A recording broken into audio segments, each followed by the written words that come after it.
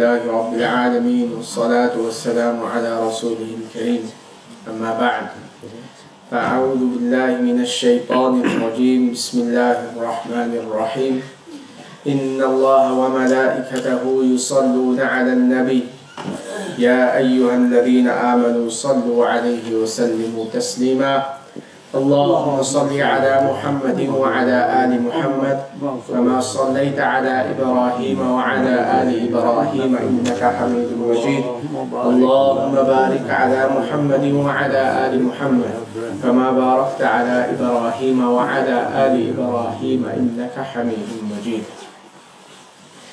عن ابن عباس رضي الله عنهما أن النبي صلى الله عليه وسلم قال اكتحلوا بالإثمد فإنه يجلو البصر وينبت الشعر وزعم أن النبي صلى الله عليه وسلم كانت له مكحلة يكتحل منها كل ليلة ثلاثة في هذه وثلاثة في هذه.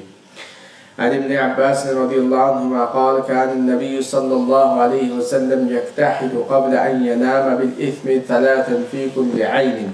وقال يزيد بن هارون في حديثه أن النبي صلى الله عليه وسلم كانت له مكحلة يكتحل منها عند النوم ثلاثا في كل عين.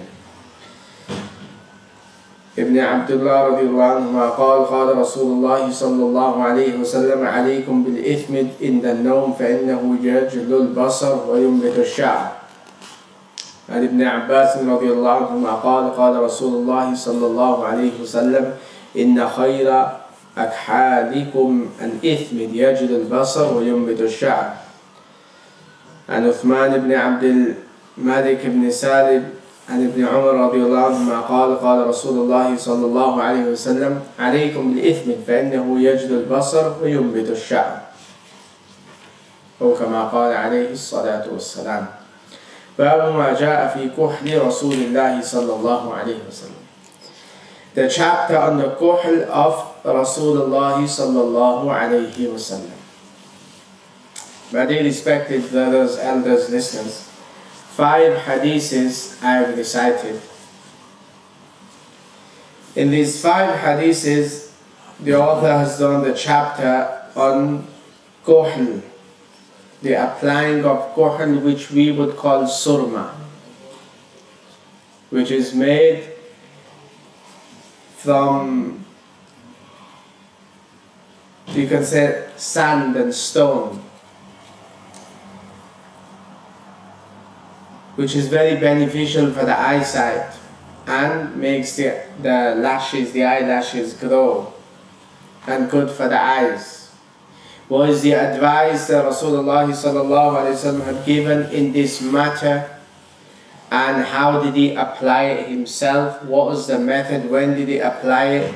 The authors compiled 5 hadiths in this regard, to the advice that Rasulullah sallallahu alaihi wasallam has given.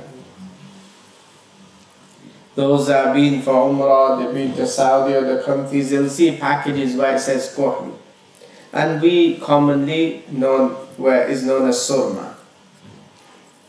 Now, what is surma? Is mustahab, the ulama mentioned, and one uses kuhl, surma, will get ajr and will get thawab, reward. And one makes the intention that Rasulullah sallallahu alaihi wasallam also applied and used kuhl, then one will get the reward for practicing a sunnah of Rasulullah sallallahu alaihi wasallam also. Imam Tirmidhi rahimahullah compiled 5 hadiths in this matter, which we will go through now inshallah. Hadith number 1. Ibn Abbas radiallahu anhu says Rasulullah sallallahu alayhi wa sallam used kuhl made of ithmid on the eye. Ithmid is a special type of kuhl which is reddish or black in color, and it's obtained in the eastern countries. So this type of kuhl, to get the original ithmid and use this is very beneficial, because this is what Rasulullah sallallahu alaihi wasallam used and advised for us to get. as long as we can get the actual ithmid itself. So, is sunnah mustahab also? One will get the reward if one does not put it, there's no sin. But because Rasulullah encouraged, then we should do it from time to time. Practice, one will get the reward of sunnah also. Rasulullah said, use kohl made of ithmid on the eye. It brightens the eyesight, it strengthens the eyesight, and it increases the growth of the eyelashes. Ibn Abbas radiallahu anhu also used to say Rasulullah had a small container where he would keep his kohl, the surma, from which he applied kohl in each eye 3 times every night. So 3 times in the right, 3 times in the left. There are some narrations that have come for 2 in the left, but the popular narrations is 3 in the right, 3 in the left. When should it be applied? At night. Why at night? Because so then the ithmid can get into the pores and you'll get more benefit. And which type of kohl that should be used? Ithmid, that is the best.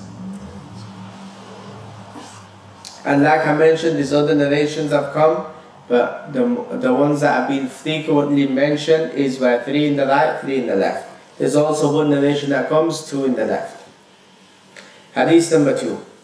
Ibn Abbas radiallahu anhu reported that Rasulullah applied kohl of ithmid 3 times in each eye before sleeping. And we've gone through why it's better before sleeping.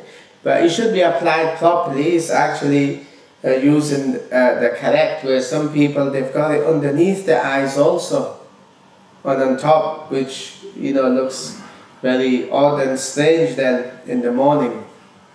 So it should be applied is in, not underneath, and there are patches here and maybe patches on top, so which will make it look odd. So applied kohl of ithmid 3 times in each eye before sleeping. In a narration also from Ibn Abbas radiallahu anhu, it is reported Rasulullah had a small container for keeping kohl, from which he applied in each eye kohl 3 times before going to sleep. Hadith number 3. Jabir ibn Abdullah radiallahu anhu says, Rasulullah used the kohl made from ithmid for the eyes. It brightens the vision and strengthens the growth of the eyelashes. It strengthens, brightens the vision, strengthens the growth of the eyelashes. So it can be very beneficial if it's used. As a person ages, the eyes become weak, so it can be very beneficial. Hadith number 4.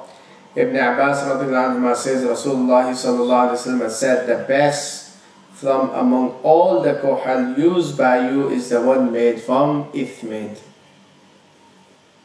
It brightens the eyesight and strengthens the growth of the eyelashes. Hadith number 5. Abdullah ibn Umar narrates the same hadith from Rasulullah that verily use the kohl made from ithmid. It brightens the vision, strengthens the growth of the eyelashes. So again, all 5 hadiths we find, number 1, the best type of kohl surma is ithmid. Bright, reddish, blackish sort of in color. But to get the actual original ithmid, Eastern countries where it's found. Number 2, it should be applied at night. Number 3, 3 times in the right eye, 3 times in the left eye. And using this, it will strengthen brighten the vision, increase the growth in the eyelashes, which is beneficial. And one using it will get the reward of sunnah, practicing what Rasulullah had done. And if it's left out, there won't be no guna or any sin for this. So these 5 hadiths that we have heard in regarding to the kohl used by Rasulullah, so we should try and keep this And from time to time, if not every night, it's not possible, then we can try and do maybe on Friday. We try and practice more sunnahs of Rasulullah sallallahu alayhi wasallam. It's very important that we try and bring the sunnahs of Rasulullah sallallahu alayhi wasallam in our life. Yesterday there was also a great talk by Mufti Taqi's nephew, his elder brother Mufti Rafi Uthmani rahimahullah, his son. He came and delivered a talk in Dewsbury Markaz last night after Isha prayer, and in there he was also stressing the point on following the sunnahs of Rasulullah sallallahu alaihi wasallam. If we leave the sunnahs out, it's all about changing our mindset and thinking. I'll give you one or two examples before I end. We go home, we might play with our grandchildren, or we go home and we want to play with our children. But when we make intention that Rasulullah sallallahu alaihi wasallam played with Hassan and Hussein radiallahu anhuma, and he loved them, and we go that I'm going to follow the sunnah of my Prophet, just by making a few changes, how much reward one will get. Every action, every step of our life, we want to follow the sunnahs of Rasulullah sallallahu alaihi wasallam. What did our Prophet do? How did he do it? We need to bring it into our life. If we do not do this, then what will happen?